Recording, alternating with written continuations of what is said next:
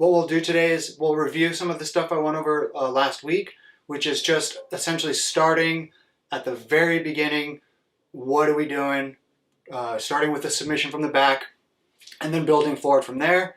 And today we're going to look a little more at what are the defenses you're probably going to run into, like a simple form of defense, how to beat it, and then a little bit more dynamic form of defense and how to beat that. And then that'll probably be more than enough for today. Okay. So now that I've finished that sentence, it's probably about time for me to repeat it all again. So just to give a little bit of context, I didn't really get into this too much last week, but you know, there's a couple different approaches people will take when it comes to teaching jiu-jitsu. I would say generally the most common one is to teach some form of defense first, bridging to escape from the mount, hip escapes in some form or another. And there are definitely good reasons for that. Probably the biggest one is when you're first starting out, you're going to be mounted a lot. You're going to be under the side control a lot. You don't really have any choice in that. So you kind of want to have some idea of what to do. Even if it doesn't really resolve successfully every time, you at least have some sense of direction and you're not just flailing around the entire time you're sparring. That's a totally fine way to go about things. I like to take sort of the opposite approach where I want you to sort of understand, okay, what is the best case scenario for me? How am I going to win against somebody who's got 10 years of experience on me? What would that require? And frankly, it's getting to their back and employing some form of strangle. And so I like to think of it like you're trying to go through a maze, and you could start at the beginning of the maze and sort of find all the routes that don't resolve and then eventually find the end. Or you can start at the finish line and sort of trace your way backwards to the start. And so that's what we're doing now. I also think it helps students to have a strong vision for themselves going forward when they say, oh wow, I just learned how to do this strangle today. I could sense that there's something pretty effective about it potentially. Maybe I don't have it perfect, but there's something here. And maybe this is worth me studying a bit more, practicing a bit more, and then that sort of helps them build the initial momentum for their study and for their practice. So the first thing we're going to do is just review the initial grip from the back, rear naked strangle, so without the gi, and then lapel strangle with the gi. And then we'll put the hooks in and we'll start to go through some of the defenses you can expect and how to overcome those. Okay, so if I've got Emmy here and she's kneeling in front of me, the first thing we always do is we take our dominant hand, and we're going to take it and bring it over our partner's shoulder. We're going to take our non-dominant hand and go underneath. This will be my strangle hand, my dominant hand, and this will be my support hand, the one that goes underneath the arm. Now, it's important that when I come in, I do want to join my hands together, but joining my hands together is really just to keep my elbows in a particular position. So it's no good to come in and get a grip where you're like this at a distance. You want to make sure you go sternum to spine, making contact here. Then I go around with my grip and I make contact with the front of her shoulder using my elbow here. Then I lock my hands together. When I lock my hands, I want to cover up the pinky knuckle of my dominant hand with the pinky knuckle of my support hand, so that essentially my strangle hand has no edges to it. There's nothing to grab onto. So I'm like this. We're never here. We're never grabbing just a part of our hand, but we try to completely cover that hand and place it close to the armpit. The other part of this is my head trap, where I'm using either my ear or the back of my head to sandwich Emmy between my grip and my head position. And this will more or less constitute the upper body grip that we take when we first come in. So again, the major cues here are going to be sternum to spine, elbow on the front of the shoulder. We join the hands together to solidify that elbow position, and then my head trap is in place. Okay? And so you can obviously run that grip a couple of times. It's not that difficult to get into. The thing that we want to have as a sort of habit between me and my training partner is that as soon as my grip resolves on her, her defensive grip will come into play at the same time.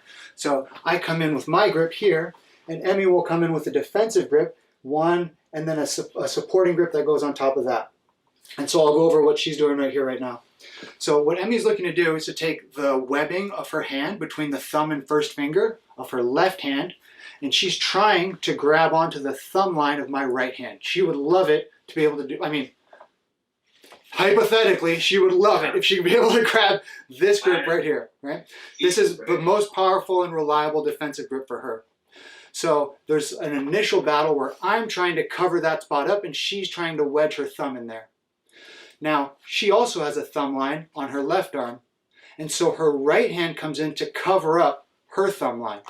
Okay, and so there's this sort of battle that's going on where we both want access to the thumb line, which is just that line that goes from your wrist all the way to the end of your thumb.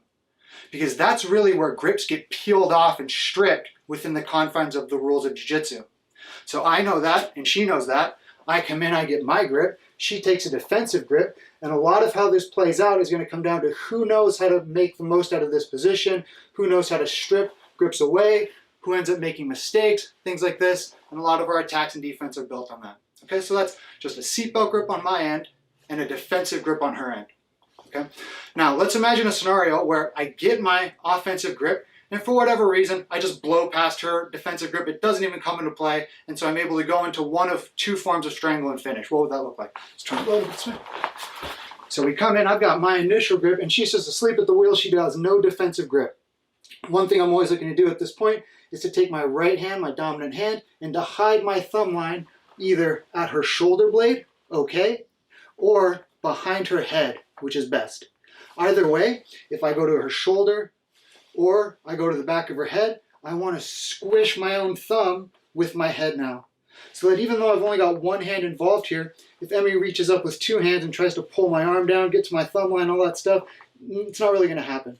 Okay? It's no good to get this grip and sort of pull your own head back, leave that thumb line exposed, and it's gone.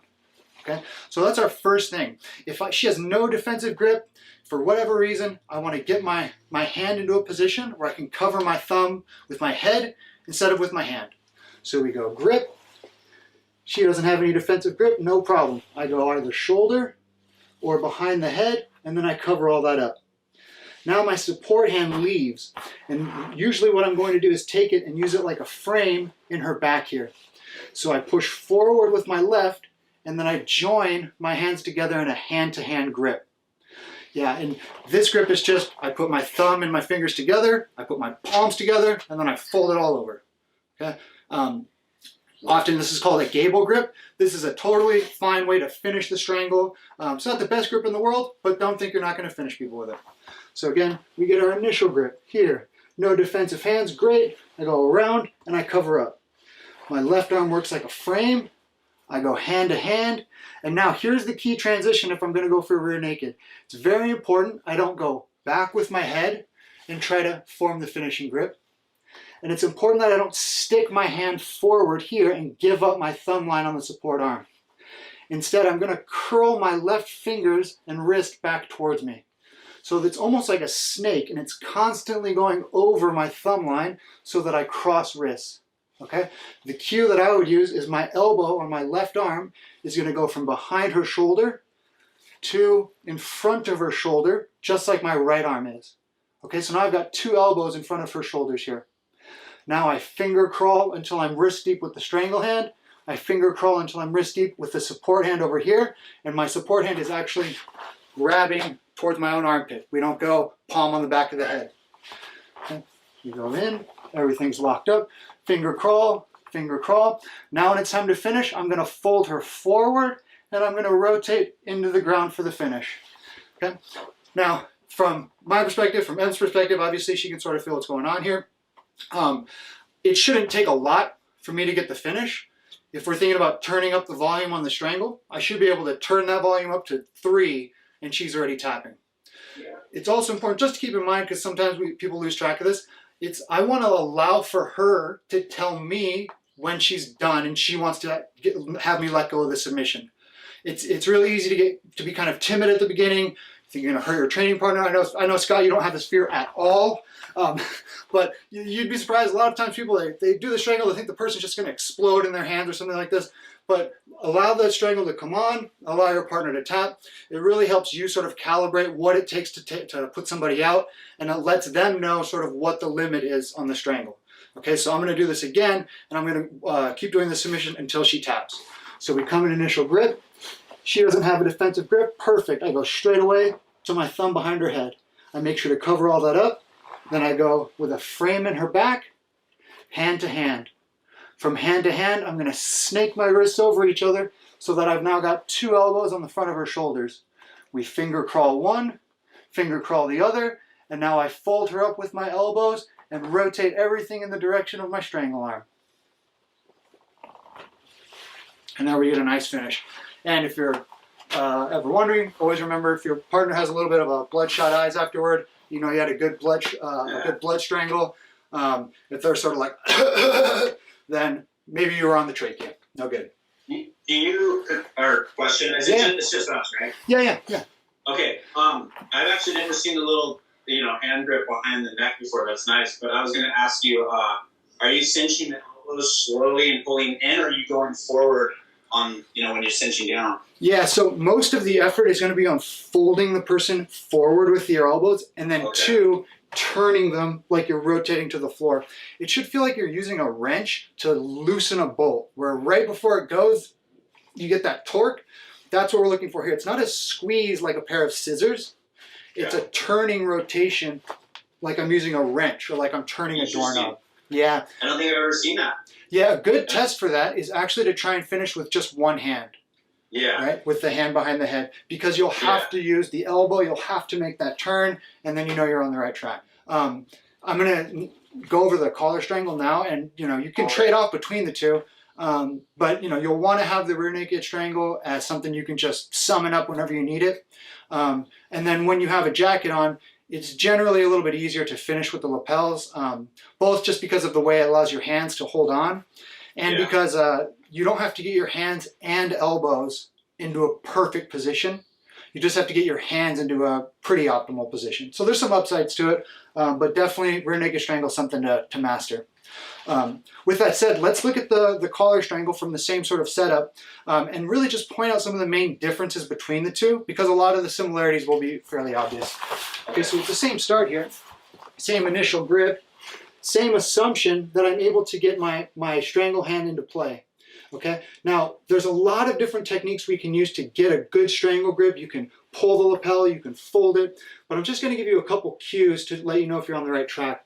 A good one is that when I take the grip in the lapel, I want to be able to move my head back and see my index knuckle.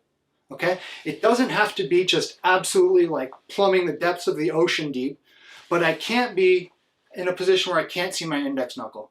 Okay, and this is going to be important for this in particular, because when we finish the collar strangle, it's actually important that my grip is twisting so that I can throw my head away from the grip. That's one of the main differences between using lapels and not using lapels. So when I use the lapels, my head will end up moving very far away from my grip, whereas with the rear naked, we're always going to be crowding with the head. Okay, so we'll get into more of the finer details of lapel strangles another time, but the general insight here is that we get our grip, we find the lapel a lot of times either by folding or pulling the slack out going down, and then we grab an initial grip and we improve from a junk grip into our actual strangle grip. So keep on 4 fingers, just to be clear, because I know some I've learned 2 times, 3 fingers. That's actually a fantastic point. You should be able to complete this with just the index finger and thumb. Yeah. Adding middle finger is better, ring finger better still.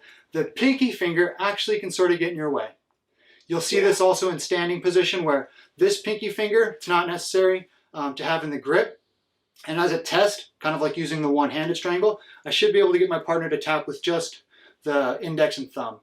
Yeah, that's how I learned 1 or 2. So yeah, and a lot of times, sort of like in the back and forth of sparring, your grip may start in one form and sort of come apart to some degree. But as long as you've got that first finger and thumb, you're fine. Okay. Now another thing to keep in mind here is we've got our initial grip here. We've made it into what I call a junk grip. This just means my hand is holding the lapel. Because if my hand is not holding anything, the hand fight is way harder for me to win.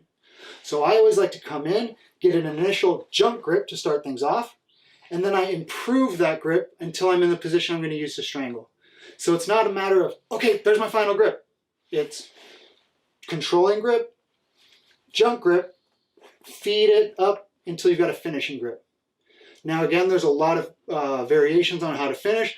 The simplest one is the sliding collar strangle, where I just grab this remaining lapel, I pull that second lapel down, as I try to pull my elbow behind her shoulder blade. Okay, so one goes down, one pulls behind the shoulder blade, I move my head away, and I let my partner tell me when to stop. And that's that. It gets kind of fast, Oh right? yeah, yeah. Especially when you've got the hooks in and you're able to get an angle on them and really throw your body weight into it, you can get a lot of turning force with that attack. So we've got just a quick recap of the rear naked strangle and the sliding collar strangle from the back. I know I'm kind of like blowing right through them, but any initial questions on them? One thing because there's always this balance that we have to strike where it's, there's this notion of the absolutely perfect mechanics for a technique, and then there's the reality of what's required to beat that person you're sparring with. And there's always this sort of balance where if I beat that other person, what I don't want to do is go, oh, so therefore I did everything right. So you know, you did it correct enough to overcome their correct enough, and you sort of match up in that way. But I should always be able to ask some question that would improve what I just did. And at the same time realize if I just try to do the absolutely perfect technique, I'm going to be stuck on step one and they're just blowing past my guard and they're attacking me, right? So there's always this balance that like it's tough to manifest every moment of jiu-jitsu. But as long as we recognize when we practice each one, you're fine. In drilling like what we're doing, you can take your time to get those grips perfect, and I'll show you a couple things about how to test each individual position.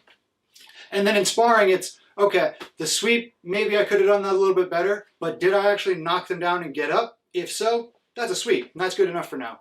And then we can revisit it and improve it, right? So always having that balance in mind is great, and never be discouraged by the lack of mechanical perfection or the fact that you still have lots of questions. Those are perfectly natural scenarios, and it's eternally the sort of balance we have to strike in jiu-jitsu, right? West. Yeah. Well, I noticed you said you pull your head away when you do the slide. Yeah. Is there, I mean, because it's creating distance, your elbow's cranking around, disappearing, correct? Like your arm's disappearing around her. Yeah, so back. My head will move away, but I want my elbow as close to my hip as possible when that happens. Tucking it like around? Yeah. Okay. So my head as far away as possible, but never at the expense of my elbow staying behind. Right, and that's sort of how you balance out all those variables is to just keep the elbow as close as possible, but do let your head move away. Don't think you got to keep it super close. Okay. Let's look at the same collar strangle, but we're going to look at it now with hooks. We're going to go over one sort of simple defense that you're going to run into just thousands and thousands of times, and then a little bit more sophisticated when your partner is alert to the first strategy. Okay, so if I've got Emmy's back here, and we're working with hooks in here. Now, the first thing, just a couple words on hooks is we don't want to get in the habit of hooking with shoelaces like this. That's not the idea. We want to put the knees in front of the torso as much as possible. Then they go together, and I pull my heels towards my butt here. Okay, so I'm really using my hamstrings to hold her in position. Now we take our seatbelt grip, and then we would generally, I recommend you fall towards the underside arm. There are times and reasons to go the other way, but for our purposes, we're going to go to this side. And first, we're going to scoot a little bit this way. And what we're really looking to do is go from a position where we're more or less parallel, our spines are more or less lined up, to one where I'm sort of perpendicular to her, sort of across her back. Okay, so that might look something like this. We go to the side, we land here, and I want to place a hook like this, and you'll see that I've started to offset my spine in regards to hers. Okay, I've taken my bottom hook and I've placed it all the way across her hip here, and this one hook is now going to control her two legs. When I'm in this position, my right leg can do a couple of things. Worst case, it'll step on my own foot. If my partner sort of generously built or a lot larger than me, like you and Kai might have to do this position here. But if you ever can, just lock a body triangle. Yeah. Very hard to go wrong with a body triangle. People are going to try and step this foot over and do this kind of thing to your leg. Don't be scared. I'll go the other. Yeah, don't be scared of this sort of thing. If you ever feel pressure like this, just release and push their head forward. Okay, and they'll never be able to finish you like this. They won't even be able to finish you if you do the terrible, terrible mistake of cross your ankles in front like this. I'm not going to encourage you guys to do this, but there's a way to get out of it if you ever mess up. I saw somebody lose the brown belt world championships with that mistake. Totally not necessary. Body triangle when possible. Foot to foot if you can't fit that around. Okay, so that's our general. Are you on the heel, or are you just trying to I'm trying to fit the arch of my right foot into my left. So the heel of my left foot meets the arch of my right foot. Just so there's no break in the contact there. Okay. So it's like a support or like a structure or frame or something? Yeah, I just don't want to have this sort of open circuit here where her leg can potentially pass through, and all kinds of madness starts to happen. I want to have that contact that I know, as long as they're in contact, she's not going through that exit door, right? And the body triangle sort of doubles up on that. If you can, sometimes you'll be able to hike the body triangle up high and you can really just torture them and crush their lungs with this sort of thing. But if possible, body triangle, best, minimum, we step on the foot here. Okay? Now, the simplest defense we can assume is I've got my grip, and Emmy, she goes in and she puts her defensive hand in, and she puts that second supporting hand in. Now, if Emmy's sort of not as familiar with how this all can play out, you'd be surprised at how often you can just directly trap their arm. And what I mean is I've got this free leg here, and what I'm looking to do is to get her hand lower than her chest. Now, she's grabbing my hand right now, so if I just move my hand down, her hand goes with it. And you will be amazed at how often somebody just follows your hand like this. So you just open your knee, I aim my heel at my thumb, and I know her hand's going to be involved in there somewhere. I don't go searching for her hand. Who knows where that went? I just go my heel to my thumb, and I step down like I'm stepping up a staircase, and then I scrape her arm behind her back, shoelaces on the spine. Okay? Now I've gotten rid of one of her arms. Then she's got one hand left against my two hands here. But the thing is now her thumb line is exposed. So what I'm going to do is make sure I can see that thumb line. I go over the top, and I peel her hand forward with my left hand against her left, while I pull my right hand back and behind her ear. Okay, just like pulling a knife out of a sheath. 1, 2. Now I want to keep her hand glued to her chest. So a lot of times when you're in this position, if the person is just flailing around wildly, I just wanted to see what happened right there. If they're really trying to get this hand free because they know how important it is, they're going to try to get you to do something like that. Yeah. And you see how the break in the grip is where my thumb meets my fingers. I always want that opening to be pointed at her and never just sort of at open air like this where she can punch out and escape her hand. Okay, so once I've got my left over her left, we're going to forward throttle and just keep it on her chest here. And then we would go back to what we were doing before, where we've got our head trap. She'll probably have her chin down at this point because it's really the only defense she has. Make that politician hand, we go behind the ear, we dig in with whatever word it is we're going to use, and we move forward for the finish. Okay? Again, I'll go over these a few times, not just today, but going forward, so we can really dig into those pieces. But what I want to communicate today is, here's what you should expect as like a minimum defense. No one's going to get their back taken and just be like, okay, just strangle me, this would be great. They're going to do something like this. They're going to try to grab something. And a lot of times it's because you're behind the person. It's very hard for them to keep track of everything that's going on. And so they'll just let their hands drift down. And if I had to estimate, it's like 60, 70% of the time against other black belts. If you're putting a lot of heat on them from the back, you will just be able to drop their hand down and hook your leg over. And then it's basically game over because it's a 2 hands versus 1 hand fight. Right? So I'll do that again, but this would be our sort of simple defense that we can expect when we just directly trap the arm. Okay, so we've got our hooks in. We're always making sure to put knees forward, heels to butt. Seatbelt grip goes in. Good rule of thumb is we go towards the underside. I place my legs, whether it's body triangle or foot over foot, and let's say I'm grabbing my strangle hand here, and she's letting me guide her hand. So I guide her hand below her own chest, my knee goes open, and my heel goes towards my own thumb. I step until I remove one of her hands. Now I just take her thumb, I strip her grip, throttling forward and pulling my hand behind her ear, and then we start digging in for whatever finish we're looking for. Okay? So pretty simple, pretty direct. But you can probably see already that just a little bit of awareness on Emmy's part would start to undermine that offensive strategy. One thing she might do is, instead of letting me guide her hand to where I want it and then trapping her arm, is that as she detects that happening, she just lets go and stays around her own neck and just sort of stays around that perimeter and doesn't let me bring her hands low. Okay, and then this is where we start to get into a little bit more of an involved hand fighting game.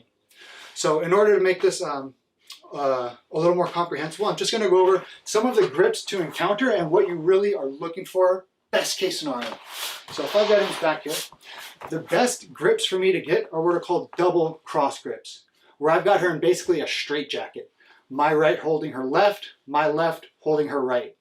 Okay. Are you half on the wrist, half on the hand, so she can't flex her hands at all? There's going to be a couple of cues you can use. In a double cross grip, a lot of times think of it like a rope and a knot, where you're just going to slide down and you're going to catch about half and half. Okay. But I wouldn't be too committed to that exact measure. What you want to do is make sure that you can touch your own thumb and finger together, wherever that can happen. Circle grip, right? Yeah, that's going to be the best for you. Okay. The thing about double cross grips or even a single cross grip is you'll see it allows me to use my elbow like I was before. So if Em tries to turn to her left here, that elbow is going to stop her. And if she tries to turn to her right, my arm is going to block her. Okay? This is as opposed to a straight grip like this, where it's difficult for her to turn one way, but it's not difficult for her to turn the other way.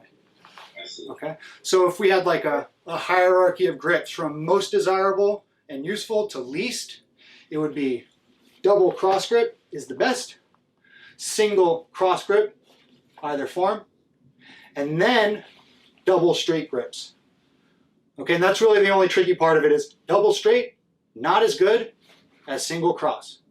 You can think of this as gift wrap or whatever form of this you're familiar with. Single cross grip is always better than double straight grips.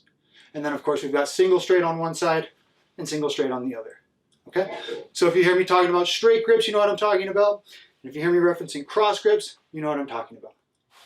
Now, coming at it from the same perspective as before, we come in, we do our usual things, actually, where we're going towards the underside, and we start forming our leg position, and I start trying to directly trap the arm here, but Emmy releases my hand, and she just starts swimming inside and trying to protect by her ears, or crossing her hands like this. You're going to run into different things like this. The main thing that you want to observe is that she's not letting you move her hands directly where you want. She's letting go and staying in this sort of territory. Okay, so if I've got my seatbelt grip, she's got her defensive grip. Now, I start trying to track her hands down, not happening for me. So what I'm going to do is I'm going to come up and I'm going to push with my right hand, whatever hand is over by her ear. Okay, since it's her left hand right now, I push it down and I get a straight grip. If it had been her right hand, I push it down and I trap the arm. Okay, but the big takeaway is my right hand is going to address whatever's on this right side. It could be her right, goes below her chest. There's that arm trap we're looking for. If it's her left, no problem. I grab all four fingers. We can't grab individual fingers. I grab all four fingers and push, and I use what's called a backhand frame, where I fold my wrist back and then grab her hand and I punch it into her chest here. Okay. Once I've got this grip here, I pull my right hand back, and her right hand absolutely has to come up and address my hand. So here's where it can get a little bit tricky. I've got a straight grip. I've got my right hand working. I'm going to push her right hand down and give that to my left hand, because now I've just moved up that hierarchy we just talked about. I've got a single cross grip. You see here, I've got this single cross grip working, whereas a moment ago, whereas a moment ago, I had a single straight grip. Okay, so I've improved a little bit. This single cross grip, now Emmy's in a problematic situation. If she only addresses my right hand, no problem. We trap the arm, we double up on this hand, and now where we want to be, uncontested hand to go to the neck. Okay. If I've got this single grip and she starts fussing around trying to free her own hand, I just pluck her hand off, and now I've got double cross. I'm in the best situation I could be. I keep punching this hand below her chest, trap, hand off, and we're ready to go. So I'm happy to go over all that again, but there's like obviously there's so many things you could do when you're on someone's back, but this is more or less what you're trying to accomplish. Get your legs situated in something that's like a body triangle. If it's not exactly a body triangle, it's close to it. Then you engage in this hand fight. And you know that some of the parts of the hand fight are preferable to some of the other options. Best of all is double cross, then single cross, then double straight, and single straight. And so when you're working, you can always just sort of look at the scenario you're in and go, okay, well, what's available here? Is there a single cross? Is there a way to feed this into a double cross? If I can do that, then I'm on my way. So I'll go over this again, and I'll just point out some of the major milestones that we're working through, and then we'll see where we're at. Okay, so I'm here with them, got it back, and we place our hooks in, we get our seatbelt grip, we go off to the side here, and Em does a good job of initially placing her hands. I always first will place my legs in whatever position I'm going to work from, and then I start addressing her hand position. Now, if I could, if she was following my right hand and just let me punch everything down, I would directly trap her arm. But she's hip to that, she's seen all that before, so instead of just letting me track her hand down, she goes back up to her neck, and now I've got to see what kind of hand fight I can win here. I'm always going to take my right hand, and I'm going to grab whatever is by her right ear. I grab all 4 fingers and push forward. Then I do a pass off, and now I've got a single straight grip. It's a 1 versus 1 fight now, and I punch that hand down. Once it's below her chest, my heel finds my thumb, and we get the trap we're looking for, and we can finish. Okay. In the other situation, she's got her defensive hands in here. She doesn't let me track her hands down. She goes up towards her ears with her hands here. Now in this situation, I'm always going to look to grab whatever's by her right ear. This time I punch it down, and I pass it off until I've got that cross grip. Again, if her hand goes below her chest, I'm just going to go ahead and trap her arm. So I expect her free hand to go to try to address her trapped hand. And now I just go over the top and I just pluck this hand back and behind her ear. And then I go back to what I was doing all along, which is to trap her arm. Use a little bit of a pass off here. Oh, and one little tip here is try not to do your pass off where you've got your right hand holding on and you just go, and you hope that you'll catch their hand in there. You're never gonna, their hand's gonna be on Mars by the time you get around to it. I've got one, I really secure the left, and I sort of crush their hand. I mean, I've got kind of big hands, so I can do this to a lot of folks, but I try to make their hand as small as possible while I get my left hand in position and I go up their hand. So I've got the grip. I don't just like throw it to my left hand like this. I've got my grip, and I really feed, and I take my time here because it's a 2-on-1. I've got as long as I want to do this, and I really feed, and I make sure that the weakness of my grip is pointed at her chest, never at open space like this. Okay, now that I've got this secure, I've got this secure, then we can start working on our strangle or our tickle attack or whatever it is we're going to do. Okay, Kai, you might be familiar with tickle attack. That's a really horrible attack to be under the stress of. It's crazy. There's 2 kinds of people. I'm like, I've never met a kid like that. I don't like it. Oh, now I've got your attention. Huh? Now you're interested. Okay. But does that sort of make sense so far? Yeah.